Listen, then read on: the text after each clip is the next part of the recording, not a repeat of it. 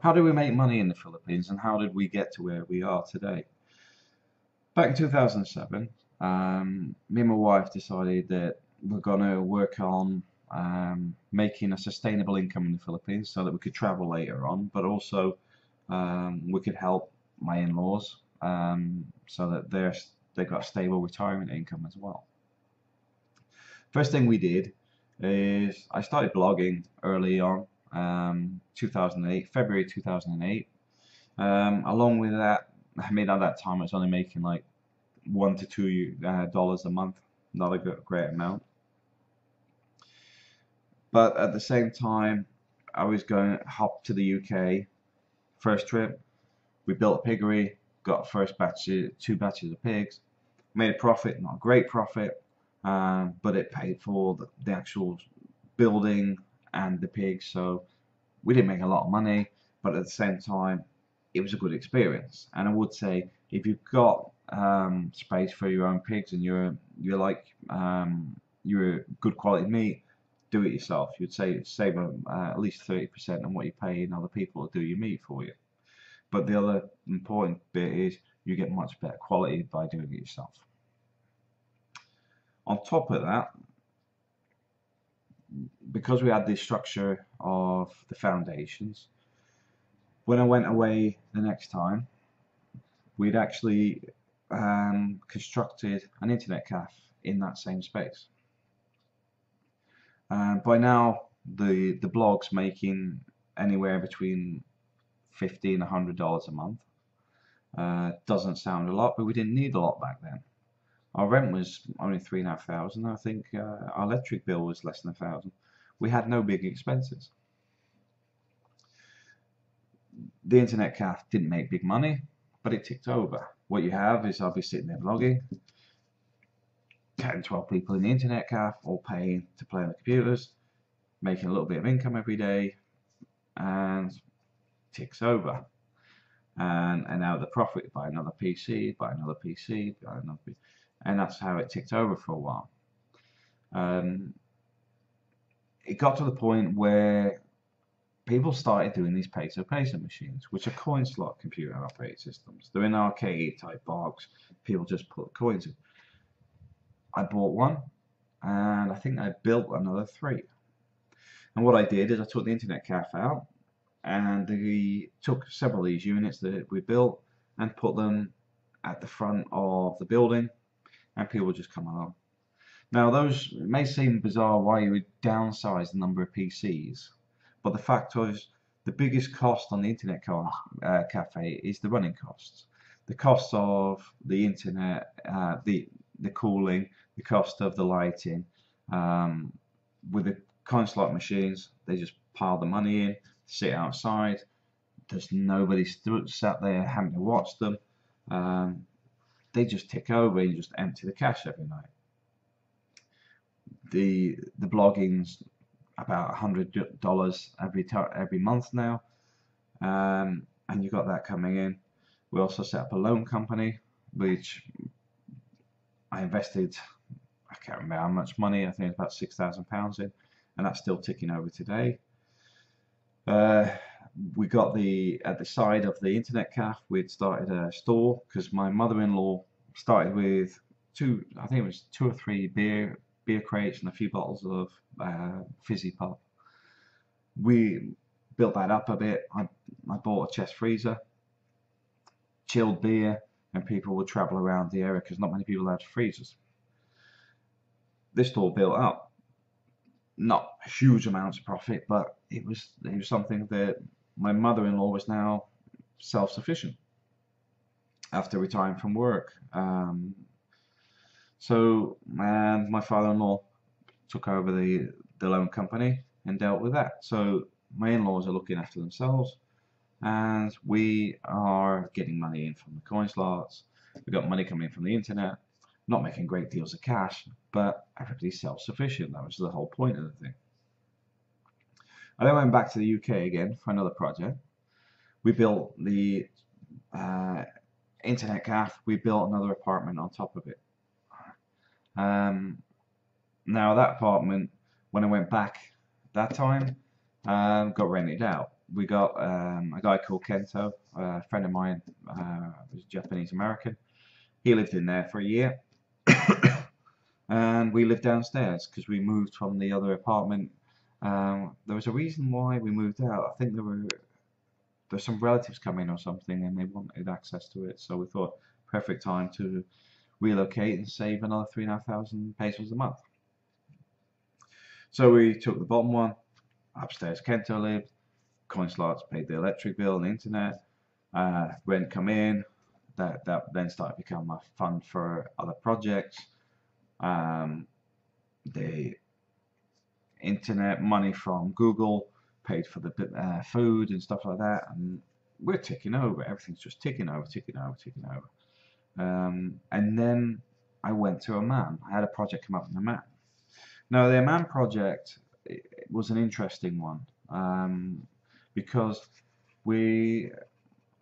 my daughter had been diagnosed with autism, which sort of jump-started a lot of the change. Because what happened was, when I looked at the Philippines originally, it's like most people do. They just see the Philippines. But my concerns were always about family. Different ways, we had decided we're going to, once things were set up in the Philippines, we were going to travel. But now it actually changed where I wanted to make sure that my kids would be financially stable forever. So I headed off to Oman, I headed off to the Middle East. Now I do surveys, I do FM contracts, facilities management contracts. Can't really discuss what I was doing there, but it was for an oil company. But on the back of it, I could see there was a market for outsourcing. Now, the reason I say this is because I was out there and I had so much paperwork that I needed doing because I had 6 guys collecting data for me. But I had guys from Pakistan, Canada, America, UK, and they all write differently. They all abbreviate differently. Half the time I don't know what they're talking about. So I had to, I spent time simplifying it, but you still end up with a backlog of data because we're having to push forward on the contract. So although things are improving, you've got all this paperwork trail that needs to be corrected over a period of time. And you don't have the time to do it. So all this stuff come back to the Philippines with me. And it's also, I thought, there should be people doing this, man. But there wasn't. Because a lot of these contracts, people cut the costs everywhere. Cut. And one of the ones that always get sacrificed are administrators. Yet, we needed one. So, anyway, I returned back to the Philippines. My office had been built above what was or it still is today, the Sari Sari store. And in there, I had my little desk and not a lot else. I then got 2 people to sit there. They would take paperwork home, translate all the documents into an Excel sheet, bring all the paperwork and the Excel sheets back to me. I would then reinterpret the Excel sheets and correct all the mistakes in the Excel sheets. And that was how our outsourcing started. We made about £2,000 on that. From that £2,000, I took 5 of the PCs from the internet cafe, and I learned how to program a dialer. Now, the programming the dialer, I wouldn't advise anybody to do unless you're pretty technical, because if you do it wrong, and many call centers in the Philippines still do it wrong, because I know they do it wrong because I do the same calling as they do, but my running costs are at least half of theirs because they're running the dialer wrong. But anyway, we started with 5 people. And the funny thing is, because we're not on the main road, people are like, is this real? Is this a real call center? So we struggled to get people to come out there. So we hired some local people, trained some of them up, and we got one call center agent that was available, who actually had a lot of call center experience, and got her to train some of the other guys. And while this is going on, I had other projects with website design. I think the one I was doing at the moment at that time was for a Spanish school. for teaching Spanish in Salamanca, I think it's yeah, I can't remember where the school is now. But anyway, so I was busy with that, and I was basically letting it evolve because what we got is we've got projects coming in from Australia. We had a merchant account because a friend of ours also runs another call center nearby, and we then moved into solar. The solar stuff, we started off at $35 a lead, and when I looked at it, I thought this isn't even worth bothering with because the problem you got is call centers don't say no to some of this stuff, and they're just losing money. So that's where it started. But at the same time, when we started hitting the solar, our quality started improving because we had a product that the guys actually got. It's not that they understood solar, they understood how to sell it. So we're doing like $35, $45 a lead, and we're making a profit. Not a big profit. At that time, probably making about $1,000 a week profit. But we've gone from 5 people to 10. And out of those original 5, we'd actually funded another 5 PCs, and we were growing weekly. We were buying another PC every week. And what you were finding is we were quite lucky there'd been another fire. There'd been a fire at another call center, so we've got 2 quality controllers that are time served, and they're both people that I love working for us because they're really good. And although they're quite hard on the guys on getting the quality up, you have to be. But with that, it went from 10 to my office was full. There was 14, I think 14 PCs, and I had to move my desk into my apartment because there was no space for it. I then had the problem of we rented the house over the road. We had 10 PCs in the bottom, and then we put 7 in the front room, and we were getting. I think in total we had 40 PCs. We'd actually run out of space to put any more computers. Um, that's how quickly it was growing, and this is within months. And our profit had gone up. But one of the key factors is I moved away from dealing with brokers. Now, the reason I say this to people, this is why people don't, they may think I'm a bit offensive on brokers, because brokers are a bit of a parasite. It's all right if they're only taking 10, 15%, but most of the ones in the call center I've come across so far want 50, and sometimes even more.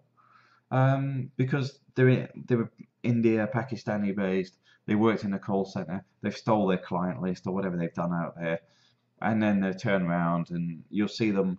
There was a guy that we come across who's pretending to be American and everything else, and he was actually in Bangalore, absolute rogue. I can grumble and complain about it. He owes me money, but at the end of the day, it's just one of those things. That's the industry. But we then progressed that we bought the building next door. That cost us 1.2 million. At the same time, it needed full renovation. It'd been empty for over 12 years, and I think I spent at least $500,000 in there renovating the building to up to what I was happy with. I then spent money on new PCs over there, and we ended up with full-flung call center. Along with that there's several apartments along there as well. So that's where we are today. We've got on the one side the store, 2 apartments, plus my office. On the other side, we've got a call center plus 2 downstairs offices, and we're renovating the upstairs at the moment for a 3-bedroom apartment.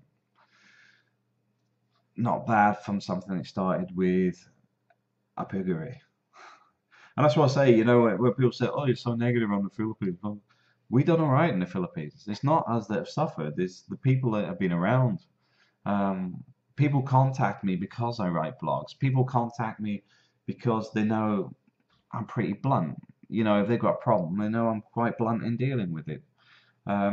It's just me. It's just the way I am. I'm not negative. I just say it as it is. And for us, Philippines has been good. We're in Spain now, but part of being in Spain was the typhoon event, because the typhoon Haiyan wiped out our internet. But prior to that, we got hit with the earthquake that knocked half the computers over. Um, Only broke one monitor, but it was disruptive because I didn't want the guys working while it was going on. I also had somebody disappear with about $4,000. So I had all this stuff going on at the same time. Typhoon Haiyan hit, and what I did is I sat there and thought, we've been lucky. We've been so lucky because this year everything's just gone right. We've now got a large building with more apartments, call center, everything. It could take somebody 10 years to get that. North of us, people lost everything. So what I did is I sat there and I worked out.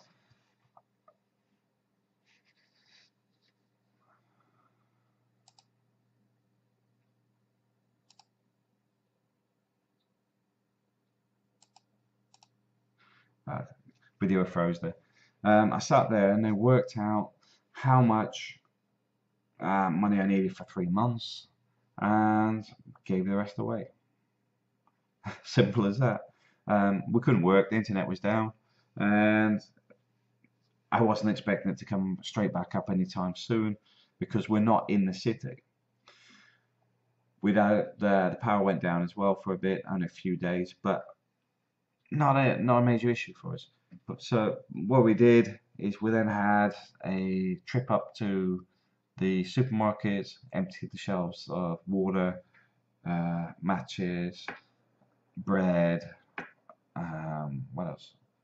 Medical supplies, whatever we could get, with everything I had over that, because basically I put 3 months money aside, and then spent the rest on aid stuff.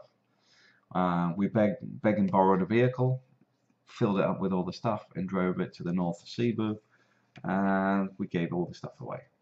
Now, some people might think you're mad for giving away stuff and only having 3 months money to live on, but what happened was I looked at the state of people and how much they'd lost, the inefficiencies of the government, the inefficiencies of international aid, and decided to intervene myself because I'm local.